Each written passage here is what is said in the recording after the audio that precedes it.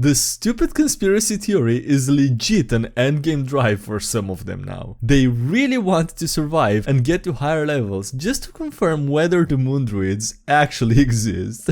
Maybe they will finally be set free. Hey everybody, Sky Overthinking it Ray here, welcome to another DnDGreentext video. How are you guys doing? Having a wonderful day today. Before jumping into the video, I just want to quickly kindly ask you if you want to take a second to smash the like button. It helps out and I appreciate it a lot, so thanks so much for that. And with that being said, I hope you enjoyed the video. Damaging spells can't be non-lethal. Wizard, but I want to just knock him out. DM, there are literally spells that do that effect, just use one of them. But they are all save or suck spells, I hate those. Look up the sleep spell. Can't I just cast a spell in a non-lethal way? My brother in Christ, you practically threw a firebomb at this man. How the f can you do that non-lethally while still damaging him?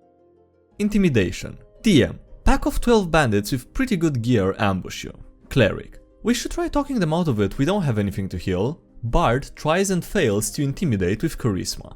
Paladin, I will try with strength and I roll up my sleeves and stand wide and shout on them to stand back. Shout on them? Shout to them?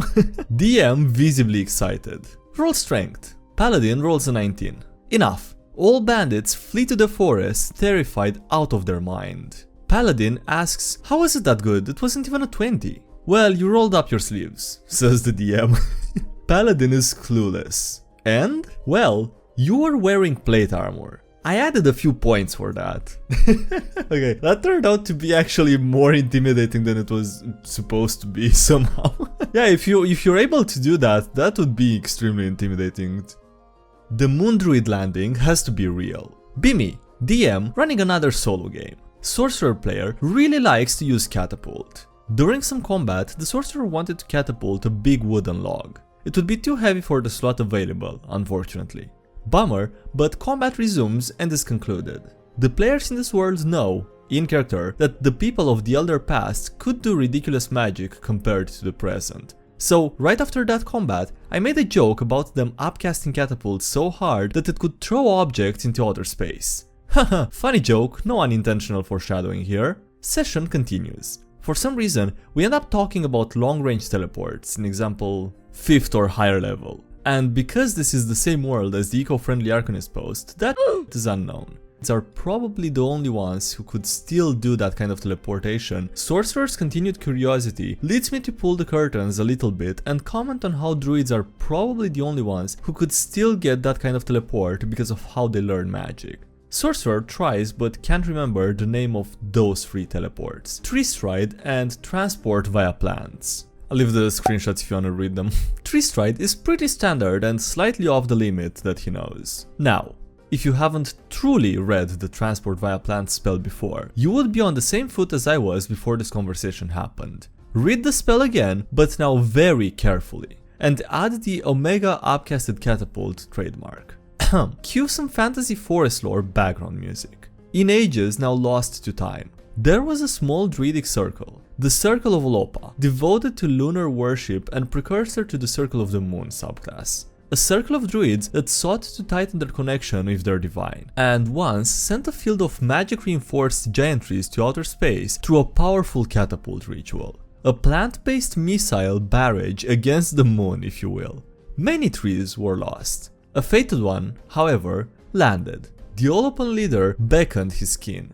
Being the powerful rules lawyer that the leader was, he knew that raw transport via plants did not need to target neither a living nor earthbound tree. No range limits within the same plane. The passage to the moon was opened. A white-clad landscape, submerged in cosmic black skies, watched them from beyond the frame. The land of the divine is within our reach, the people clamored. They all excitedly started to step through, with the leader in front. Imagine those Black Friday crazes, but instead of a store, they are entering the moon through a giant f***ing tree. One small step for a druid, one giant leap for druid kind. The leader then died immediately from his lungs imploding. Many followers, some being pushed through because of the crowd, also fell to the same fate. Or straight up got fried on the surface of the moon. Or their body fluids wanted to turn into gas due to pressure differential. Or perhaps it was merely divine punishment for their hubris in trying to reach for the divine?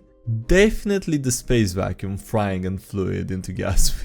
Wait, no, scratch that. We may never know. A few of them got a brief moment to muster up defensive magics before crossing the boundary and managed to survive. But crucially, and most unfortunately, only the fallen leader of this circle knew how to cast transport via plants. Yes, that one that's being charred by the sun way over there. And so now these druids are stranded on the moon waiting for rescue over generations. Or at least that's what my dumbass players want to believe. This stupid conspiracy theory is legit an endgame drive for some of them now. They really want to survive and get to higher levels just to confirm whether the moon druids actually exist. Maybe they will finally be set free. Okay, if that is all a plot to just give the players, I don't know, to mess with them and give them a higher sense of purpose that doesn't actually exist. That is brilliant, honestly. Fourth doo-doo. Be me, forever DM. Be not me, players. Do some reading for encounter ideas. See one where it's a group of goblins with a mobile wagon fort. They literally walk it around from beneath it as mobile cover. Then firing ports and slots are used for bows and spears. I like the idea, and I turned the immaturity up to 11. Players are on the road when they discover the fort in question in the middle of the road. The banner is a brown-stained white sheet, the smell emanating from it being disgusting to say the least. Curious dwarf gunslinger approaches. The port opens. Goblin demands tribute, 27 gold pieces. Dwarf laughs, gives them 30 gold because he finds them quaint. In return, one of the goblins places excrement in his hands. Mood immediately sours. He fires. Roll initiative. The wagon fort itself has high AC and hit points, and inside, the goblin squads get to act with impunity. All of the arrows and spear tips demands con saves due to being covered. The first round, the players are finding it hilarious, exchanging fire with the goblins. Taking like 1d6 plus 3 piercing damage from arrows was nothing, since they were like 8th or 9th level. By the third round though, a couple failed the saving throws. The fact they got poopied on made it suddenly personal. Dwarf pulls a grenade, one of the very few that the party has in their inventory. Holds action and tosses it in the fort when a port opens. I allow this with a sleight of hand check. Passes. The grenade goes in. Dwarf hears a goblin question what it is, and then there's a boom. On the fort's turn, nothing happens. Combat ends.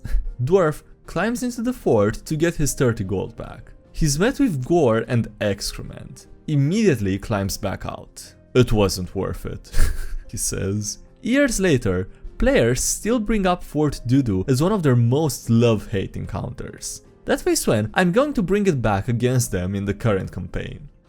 Jesus. I mean, that is really creative. I don't know if that's good or bad, but that was really creative and the players, you know, it was memorable even if some of them hate it.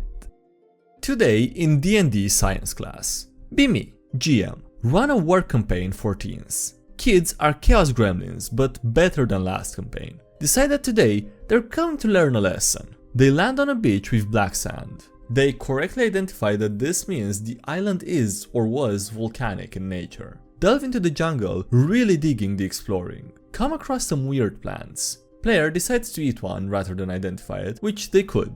Begins vomiting profusely a short bit later, but got off lucky. Players collect the flowers and begin identifying them. Little later, they come across a tree bearing strange apples. One of them is about to grab an apple before they're stopped. Tree is identified. Manchineel.png. Correctly give it the birth it deserves. Begin going up a slope, long and gentle. Eventually, crest the hill and begin going down. Trees begin looking dead or rotten along the bottom.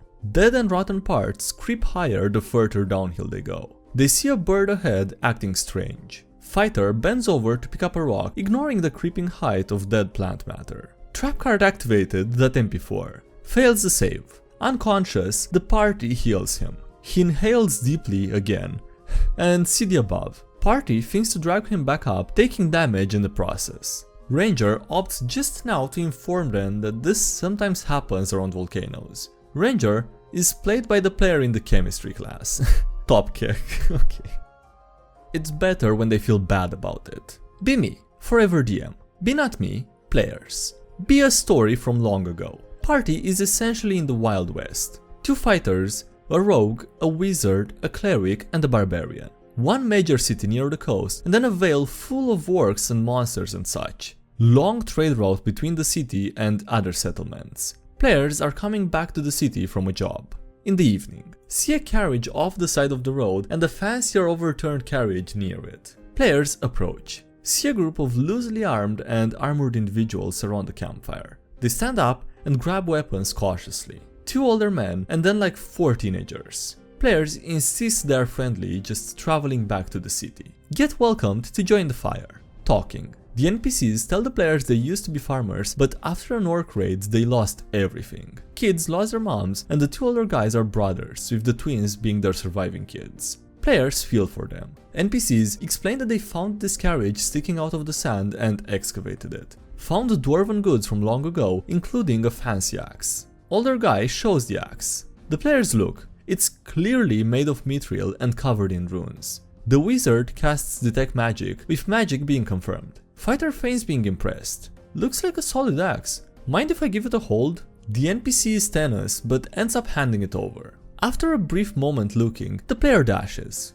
Everyone stands up and the NPCs start yelling and draw weapons. That axe was going to be their retirement. Their way out. Some players are yelling at the dipshit to bring the axe back. He just chuckles and confirms that he will continue to run. One of the fathers points his sword at the barbarian and threatens to kill him. Barbarian: you what, mate? Cleric is trying to de-escalate the situation. Rogue: I fire my crossbow. I ask at who. He responds to whoever is to his right. It's the guy's daughter. Takes 10 hit points with a bolt to the stomach. Silence falls overhead as this 15-year-old girl crumbles to the ground, clutching her stomach and sobbing. Her father goes nuts and swings. Roll initiative. The wizard goes first. The wizard opens with shatter. Okay, alright, well, the remaining 3 kids' heads pop like balloons. The dads go berserk. The wizard player realizes what she's done, goes silent and refuses to take any further actions in the fight.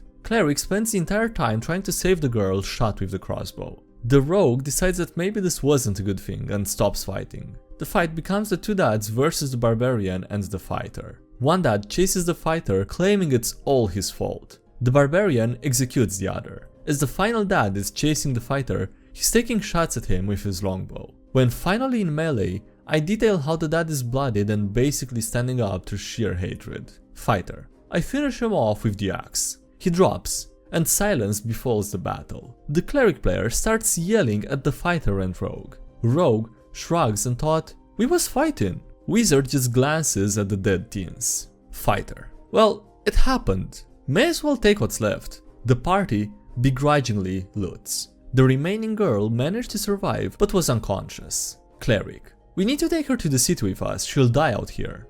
Lol, no, she's a witness. I say we unite her with her family. Bruh, that PNG. Rogue: compromise. We leave her as she is, and if she's destined to live, she will. Players leave and head back to the city. I'm already taking notes for her to be a recurring villain. Once at the city, they go to a tavern. The party is discussing the events with other player who, for other reasons, was at the city but not with the party. Long story. Cleric: I can't believe we robbed and murdered that family. Other fighter: wait, what? Party starts discussing and arguing. Rogue notices a patron sneak out to the tavern. Hey guys. No one responds, except the fighter who started it all. He leaves as well. Guards end up arriving shortly after. They arrest the players for banditry. The remaining 3 fighter heads to a shop, sells the axe and buries the money. Then he turns himself in. Hey guys.